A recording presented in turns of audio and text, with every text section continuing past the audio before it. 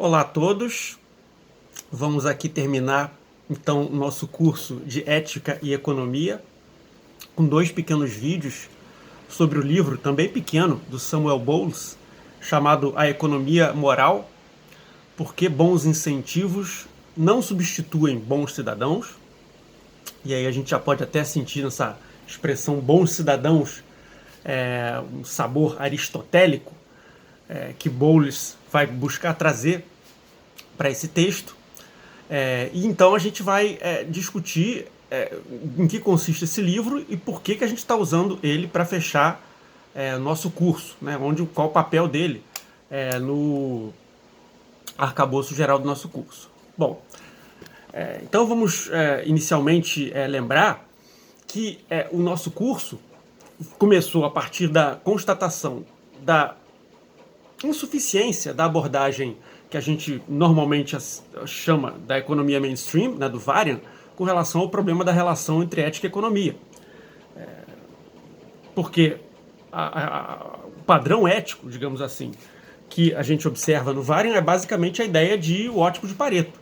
E esse ótico de Pareto pressupõe-se atuar em um mercado perfeitamente competitivo. E o problema para nós, principalmente em sociedades muito desiguais como a brasileira e as latino-americanas em gerais, é que nós podemos ter uma situação ótima de Pareto que é extremamente desigual.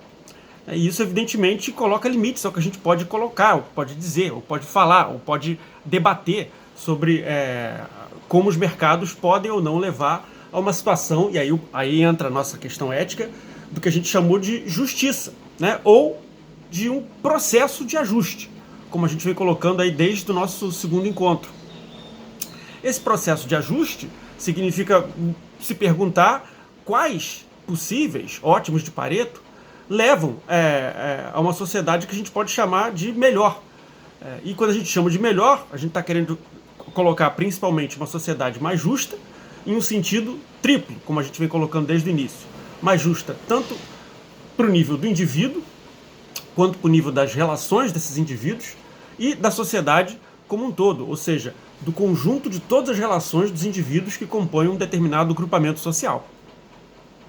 Esse tem sido o nosso foco, né? Então, quando nós falamos de ética, nós estamos falando desse processo de ajustamento e também, isso é importante a gente enfatizar, do fim, de onde a gente quer chegar com esse processo, né? E aí a gente observou que na nossa história ocidental nós tivemos aí com os gregos, na figura de Platão e Aristóteles, esse fim poderia ser visto como o bem, ou então a eudaimonia, a felicidade no sentido de você ter um florescimento, uma completação de todos os seus potenciais humanos. No cristianismo a gente tinha a ideia de salvação. Salvação no dia do juízo final pode ser o ponto ao qual a gente se dirige. E na modernidade nós colocamos que, principalmente na via da Revolução Francesa, a gente vai entender esse processo de chegada como processo de busca de igualdade e liberdade. Essa é a nossa busca moderna, né? A partir do século, vamos colocar, a partir do século XVI, principalmente XVII, e isso vai ficar, digamos, cristalizado com a Revolução Francesa em fins do século XVIII, né? E aí nós observamos que essa relação de liberdade e igualdade era complicada, né? Nós chamamos de o pêndulo liberal, né? E isso já tinha sido visto desde Platão. Platão tinha esse receio do que poderia acontecer quando nós deixássemos todo mundo vivendo com base numa democracia completa, plena, né? E o risco que isso levaria para uma tirania. Então, a noção de que uma liberdade plena, como a gente imagina, né, no estado de natureza hobbesiano, poderia levar indivíduos racionais, calculadores, a reinstaurar uma hierarquia, como a hierarquia onde o Leviatã está acima de toda a sociedade, todo mundo, né, por exemplo. Por outro lado, né, se a gente deixa o Leviatã atuar muito, a liberdade cai. Então você tem um pêndulo entre liberdade e segurança, ou liberdade e autoridade, que vai ser discutido durante todos os séculos XVI, XVII, principalmente XVII e XVIII. Essa questão da relação entre a liberdade e a igualdade, né? E nós vimos aí que com Smith, a partir do final do século XVIII, a noção de que esses dois valores, esses fins que nós modernamente buscamos podem ser compatibilizados pela via da fraternidade, pela via da simpatia, pela via da solidariedade. E aí a questão é justamente se os mercados mais cooperam, mais atrapalham essa solidariedade. Nós vimos que tem duas vertentes, uma vertente que vai de Rousseau a Marx, a todos os socialistas e revolucionários, que dizem que são coisas incompatíveis, mercado com a fraternidade, portanto o mercado vai destruir essa fraternidade, portanto vai levar essa sociedade para uma decadência completa. E do outro lado a gente vai ter aqueles que não, o mercado tem problemas, né, isso é reconhecido desde sempre que eu digo, né, desde a partir do momento em que você começa a pensar com mais profundidade, né, modernamente, acerca das virtudes e desvantagens do mercado. Né? E essa outra tradição vai achar que as virtudes do mercado suplantam as desvantagens, de forma que a gente possa ter umas reformas que façam que o mercado opere de forma que a gente chegue a um acordo entre liberdade, igualdade e fraternidade. Né? Então você tem essas duas vias. Uma que espera uma mudança radical da sociedade, a outra que espera reformas de alguma forma. Então, o que nós vimos no último encontro, principalmente com o Rawls e com o Amartya Sen, foram formas de tentar, a partir dessa tradição toda que a gente discutiu, embasar essas relações de mercantis, esses ótimos de Pareto, naquilo que o Rawls chamou de estrutura básica da sociedade. Para que a gente possa, a partir dessa estrutura básica, decidir quais pontos ótimos de Pareto são aqueles que seriam de fato ajustados, os mais justos, tanto para os indivíduos, quanto para as relações deles, quanto para a sociedade como um todo. Né? E aí a estrutura básica da sociedade.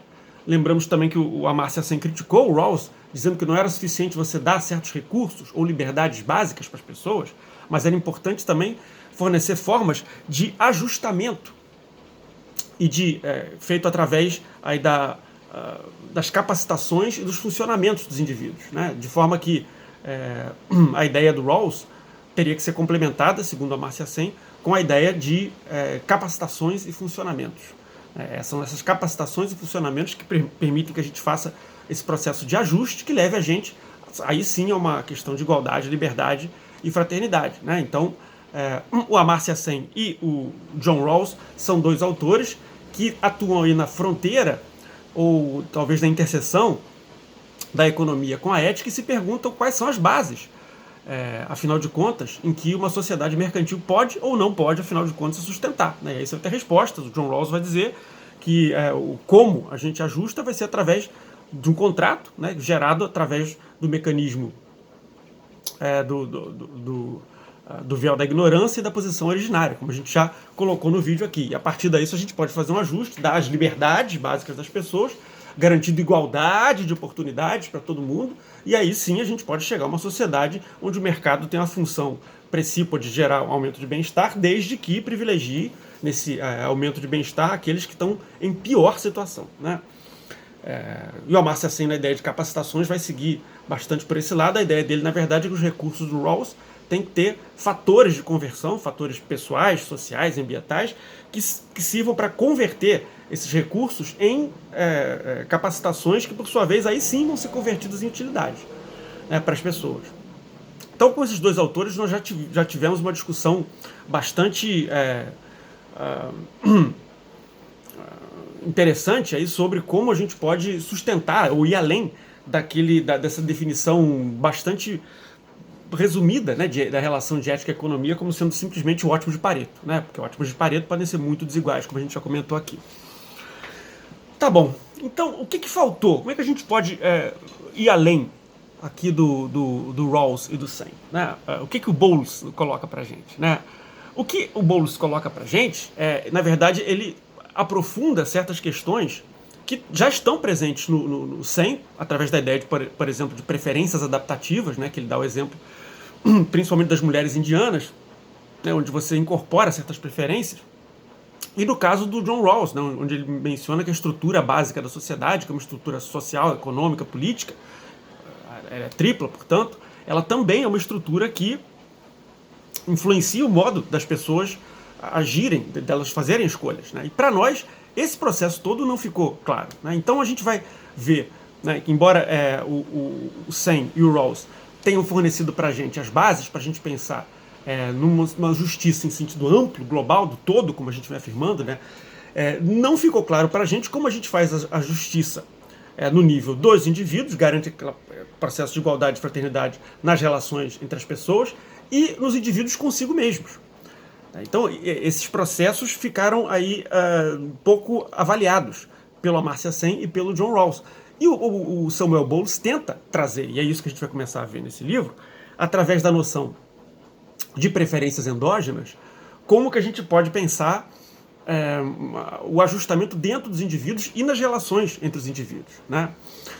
Então, esse processo de explicação de como esses ajustes se dão no nível do indivíduo e das relações que o Bowles traz através da teoria dos jogos, justamente que muitos problemas agente principal, como a gente aprende, o Bowles vai trazer para nós aqui, em especial no capítulo 3 do livro, e aí ele vai explicar para a gente como isso funciona, ou seja, como a gente as relações podem ou não podem ser ajustadas, né? Por outro lado, a ideia de preferências endógenas vai mostrar para a gente como os indivíduos podem incorporar em suas próprias preferências não apenas o autointeresse, que é alguma coisa que a gente já sabe, né? Os indivíduos não são única e exclusivamente autointeressados, mas também o que ele chama, o que o velho Smith chamava de sentimentos morais. Então, o livro começa, né, falando, a gente já entrando aqui no livro, observando que esse primeiro vídeo vai tratar apenas dos 4 primeiros capítulos, que é onde ele mostra quais são as implicações tanto da teoria dos jogos quanto da economia comportamental, que a gente vai falar um pouquinho aqui, para essas questões que nós viemos tratando, né? Ou seja, de como os indivíduos podem gerar ajustes ou desajustes. Então o livro começa, né, os 2 primeiros capítulos, né, o primeiro capítulo trata do que ele chama do problema do homem econômico, que é aquela ideia, né, e aí ele vai traçar essa genealogia do homem econômico, vamos colocar desde Maquiavel, mas a gente pode colocar aí o Hobbes, Thomas Hobbes nessa história também, e a gente pode colocar, certamente isso aparece no texto dele, né, o Mandeville e o David Hume principalmente, né, com a ideia de que os seres humanos agem principalmente buscando o seu interesse privado, egoisticamente falando, colocar dessa forma. E esse princípio, né, que vem lá desde Maquiavel, segundo Bowles, ele tem sido usado para a gente justamente desenhar, isso não é à toa, né, constituições que gerem um bem-estar da coletividade. Né. Isso não é à toa, eu mencionei, porque esse é exatamente o momento em que a igreja, né, Maquiavel, vamos lembrar, escreve O Príncipe em 1513, então você está ali pertinho das reformas protestantes. Então vai ser um momento em que o poder da Igreja Católica vai se diluir na sociedade, que, portanto, a gente já não tem mais a ideia de uma finalidade ou bem como a salvação. Então a gente tem que pensar novas formas de agora lidar com indivíduos que são potencialmente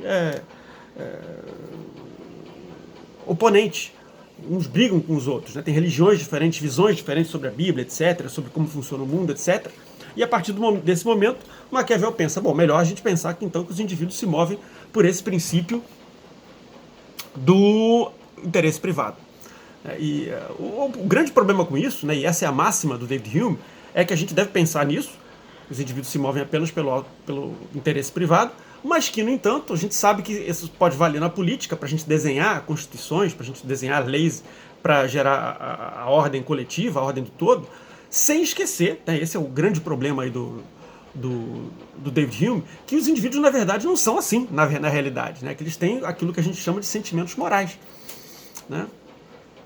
E aí o Bowles começa o capítulo 1 mostrando o que acontece, por exemplo, quando a gente pressupõe que os indivíduos são movidos apenas pelo seu autointeresse tenta fazer com que eles tenta gerar um bem-estar para o coletivo usando incentivos, como a gente vê isso lá desde o Jeremy Bentham, no início, finalzinho do século XVIII, início do século XIX, também como a gente já viu também no nosso 5º encontro, se eu não me engano. Quem quiser dar uma olhada, vai lá olhar o Jeremy Bentham, que vai estar explicado esse princípio da utilidade dele lá, que é onde começa essa ideia do uso de incentivos, né, de uma maneira que a gente pode chamar de científica. Então, um exemplo que ele dá para o conjunto de 6 creches na cidade de Haifa, de Israel, é um exemplo bastante famoso hoje em dia, que mostra como o uso de incentivos pode ricochetear e dar errado.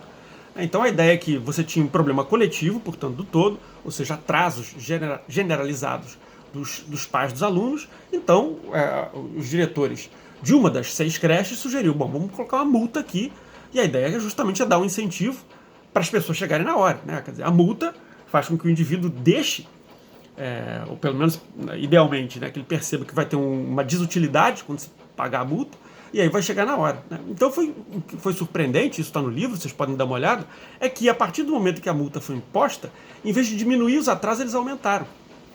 E mais bizarro ainda, depois que a multa foi retirada, porque evidentemente ela deu completamente errado, os atrasos continuaram do mesmo jeito, né?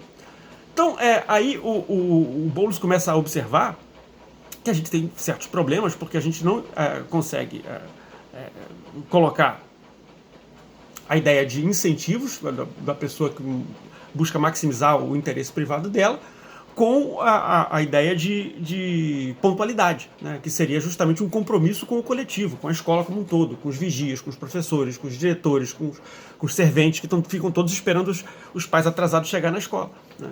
Então, esse é um dos exemplos. Ele dá outro exemplo também dos bombeiros de Boston, como a gente já falou, onde o chefe dos bombeiros, né, decidiu segurar o pagamento daqueles que se atrasassem em épocas de festas. Natal e Ano Novo, como a gente está passando hoje em dia. Com a mesma ideia, o incentivo de você segurar o pagamento é a pessoa não faltar, né, normalmente porque deve ter comido com a família, ou deve ter viajado, etc. Né, dá o pagamento e a pessoa aparece lá no dia 25 ou no dia 1º para trabalhar.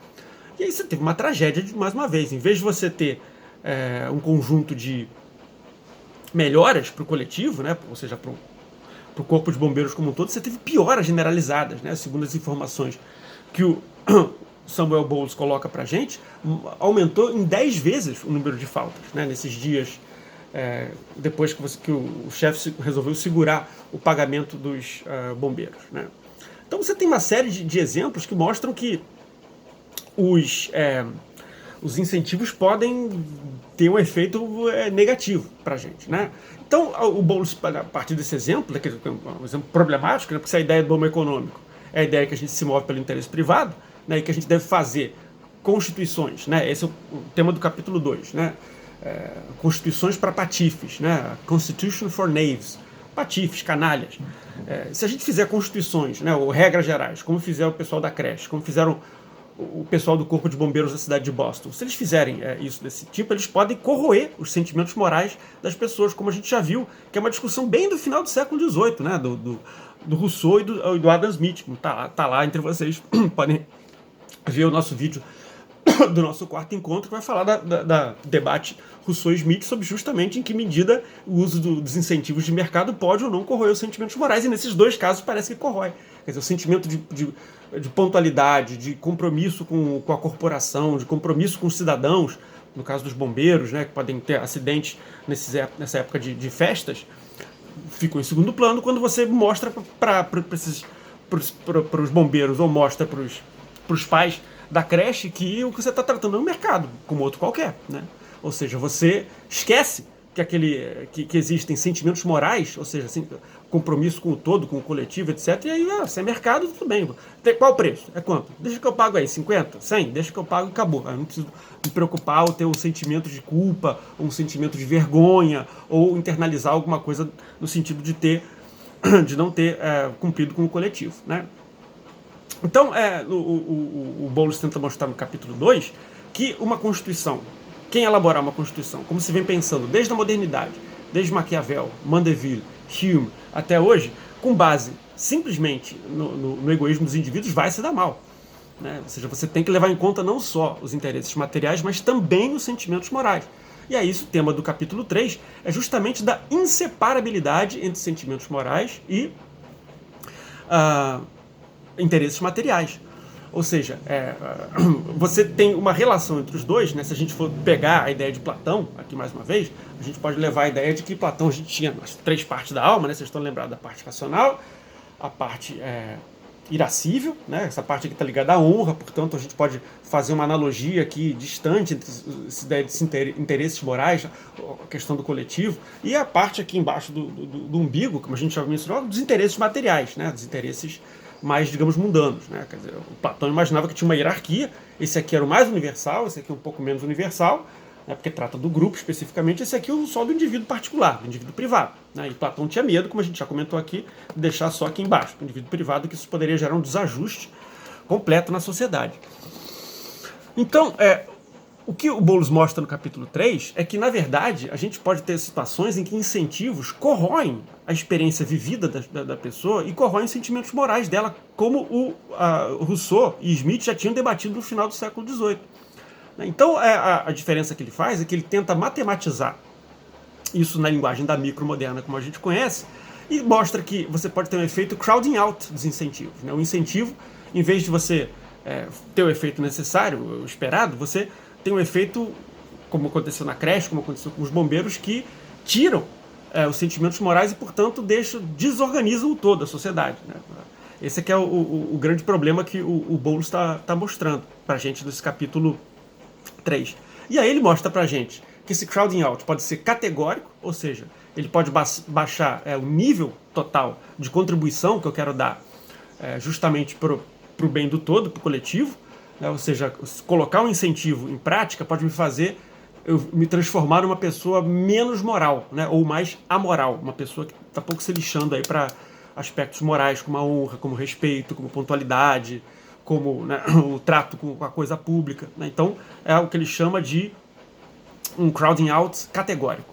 Mas também o crowding out pode ser marginal. Né? E aí a ideia de marginal tem a ver com a ideia de que, à medida que eu vou dando incentivo, a pessoa vai contribuindo cada vez menos com um determinado objetivo público, digamos, né? Uma causa pública ou um bem público completamente. Né? Então você tem dois tipos possíveis de crowding out. E ele está observando aí nesse início, nesses 3, 4 capítulos iniciais, 4 que a gente está analisando, que esse crowding out é bem real e acontece em uma série de situações. Né? E acontece tanto no nível categorial, ou seja, baixa o completo, né, digamos. Né? Isso aí, se a gente imaginar a contribuição para um bem público como sendo uma reta de inclinação positiva, num eixo XY, né, onde o eixo X mede o incentivo e o eixo Y a contribuição para o bem público, a gente pode imaginar que a contribuição, quer dizer, o crowding out categorial representa uma queda ali no coeficiente linear, né, onde você toca o eixo Y, a contribuição categorial cai completa, né, digamos assim, e o crowding out marginal é justamente deixar essa reta de contribuição mais horizontal, ou seja, quanto maior o incentivo que a gente dá, menos a pessoa tende a contribuir para o bem público. Né? E isso, evidentemente, vai gerar desajustes para a sociedade como um todo. Né? Então, o Boulos, no capítulo 4, né, que se chama Incentivos como Informações, vai tentar mostrar para a gente por que isso acontece, né? Por que os incentivos podem gerar esse crowding out. E aí, nesse capítulo, ele mostra que o modo como o incentivo é interpretado, como o tipo de informação que ele traz para a gente, né? Aí ele menciona o economista austríaco Friedrich Hayek, né, com essa ideia de que os preços transmitem informações, mas a questão é como é que a informação é interpretada. Então ele mostra, por exemplo, que no caso dos bombeiros, né, é um exemplo de bad news. Os bombeiros olham isso, é uma ameaça. Né? E aí quando você se sente ameaçado, em vez do incentivo ter o efeito esperado, você se retrai mais ainda. Né? Foi o caso dos bombeiros. Eles se sentiram ameaçados e, portanto, não cumpriram aquilo que estava esperado. Um segundo caso, que é o caso lá da creche de Haifa, é o que ele chama de desengajamento moral. Quer dizer, quando você dá um preço para uma coisa que anteriormente não tinha preço, por exemplo, o atraso não tinha um preço. Né? Você simplesmente esperava que os pais chegassem com base na honra, na pontualidade, no respeito ao bem-estar da escola como um todo. Então, quando você dá um preço, a pessoa entende que aquilo é uma situação mercantil e que, portanto, tudo bem me atrasar, não tem problema, é um preço que eu estou pagando como qualquer outra coisa. Isso é uma situação em que o Boulos chama de desengajamento moral. Né? A gente não tem aí mais a ideia de que nós devemos agir de uma maneira adequada dentro daquele contexto, porque aquilo tem um preço, então eu pago o preço, tá bom. Né? E o terceiro caso é o caso da aversão ao controle. Né? A ideia de que quando você sabe, né, que você está numa situação, por exemplo, uma relação entre chefe e subordinado, e você percebe que seu chefe está desenhando um conjunto de regras para fazer você agir de uma certa forma, você percebe que você está sendo manipulado ou controlado, né, pelas regras que o chefe está está elaborando. Né? Por exemplo, quando ele faz alguma coisa, ou ela, o chefe, né, faz alguma coisa para tentar fazer a atuação seguir um determinado caminho, né, ou uma coisa do gênero. Nesse sentido, o indivíduo se sente menos autônomo, ele tem menos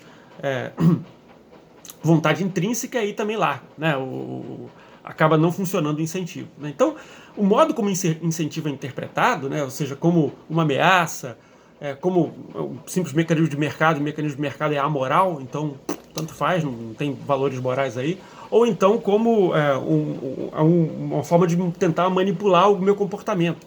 Né? Dependendo da forma que o indivíduo interpreta, portanto, essa informação que os preços dão para a gente, ele vai ter comportamentos diferentes. Né? Isso é complicado. E aí o Bowles, né, tenta finalizar aí o capítulo 4, mostrando, portanto, né, que as nossas decisões não são simples decisões deliberadas, conscientes, racionais, etc., como a micro coloca. Né? Mas se a gente levar o que a gente vê nesses jogos de agente principal, que a gente acabou de mencionar, e também na economia comportamental, né, que a gente mencionou exemplos aí da creche, dos bombeiros, que são exemplos de como as pessoas se comportam de fato. Né?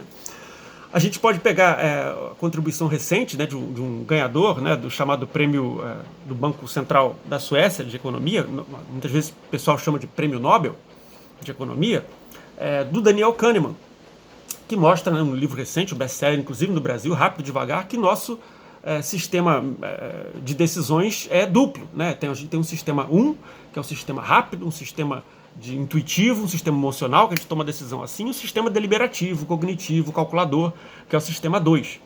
E os dois funcionam. Né? Então, a gente não tem só um tipo de decisão, mas a gente tem 4 tipos, né, que se entrecruzam.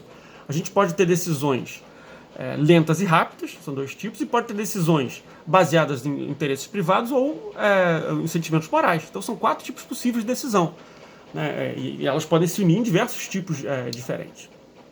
Né? E isso mais uma vez, interessante para a gente mostrar como que, se você não fizer um arranjo legal de regras para o comportamento dos indivíduos, eles podem simplesmente não seguir os incentivos.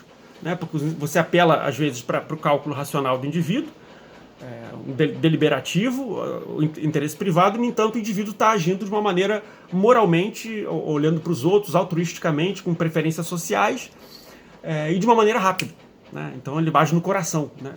A gente pode ver quantas vezes, por exemplo, em temas políticos quentes, né, nos últimos 5, 6 anos, quantas vezes a gente diz, mas a pessoa não está pensando, o cara não está agindo racionalmente, ele não está recebendo a informação. Então, não, justamente, porque a pessoa tem uma decisão que às vezes é puramente afetiva e rápida.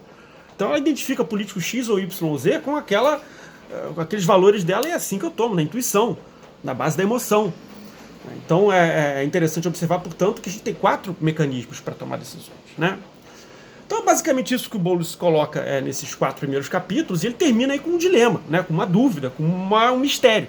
E esse mistério é o seguinte: ele falou, bom, eu já dei aqui exemplos para todos vocês, né, que os incentivos podem tirar a motivação intrínseca para a gente se mover e fazer alguma coisa pelo grupo social como um todo. Então, se isso é verdade, né, as sociedades, né, que mais adotaram mecanismos de preços de mercados como incentivos para as pessoas se unirem, né, as sociedades basicamente da Europa Ocidental e depois também o Japão e os Estados Unidos durante os séculos 19 e 20, essas deveriam ser as sociedades onde a gente teria mais desengajamento moral, teria mais formas de os interesses morais corroendo, os interesses materiais corroendo os sentimentos morais. Né? Ou seja, né, tudo que leva a crer, né, os exemplos que a economia comportamental está dando para a gente, né, e também a teoria dos jogos, é que esse tipo de relação onde envolve preços e mercados tende a corroer os sentimentos morais, como já diria Rousseau e como temia Marx. Né? E aí a gente fica numa sinuca de bico, porque é estranho a gente pensar que os países da Europa Ocidental, os Estados Unidos e o Japão, são os países que realmente tiveram uma corrosão completa de sentimentos morais desde os últimos 250 ou 300 anos, que é quando essas atividades mercantis passaram a predominar nessa sociedade. Né? Então ficou uma dúvida para nós, e essa dúvida tem a ver justamente em que medida estão corretas, os descobrimentos da economia comportamental e os descobrimentos da teoria dos jogos com relação à relação e à suposta inseparabilidade entre sentimentos morais e interesses materiais. Né? E aí o Bowles se coloca assim a questão, fala, bom, mas resta saber talvez, e essa hipótese que ele vai desenvolver e a gente vai estudar no nosso próximo vídeo, os capítulos 5, 6 e 7 do livro, que é saber justamente o que acontece quando a gente tem não apenas a questão do mercado funcionando, mas tem também uma cultura cívica, que ele chama de cultura cívica liberal, que a gente vai explicar com mais detalhamentos a partir do capítulo 5. Né? E aí, a partir, né, dessa hipótese dele, né, que não é apenas o mercado, mas é a cultura cívica liberal, né, aquela que faz parte, talvez, que a gente possa fazer uma analogia aí com a estrutura básica da sociedade do John Rawls, que vai permitir que o mercado não degenere. Ou seja, que o mercado, os interesses materiais não degenerem os sentimentos morais. Né, que é justamente esse o grande medo que a gente tinha de acontecer desde Rousseau, né, na segunda metade do século XVIII. Gente, então é basicamente isso. No nosso próximo vídeo a gente vê os capítulos 5, 6 e 7 desse livrinho do Bowles, A Economia Moral, e aí nós terminamos os vídeos. Até lá!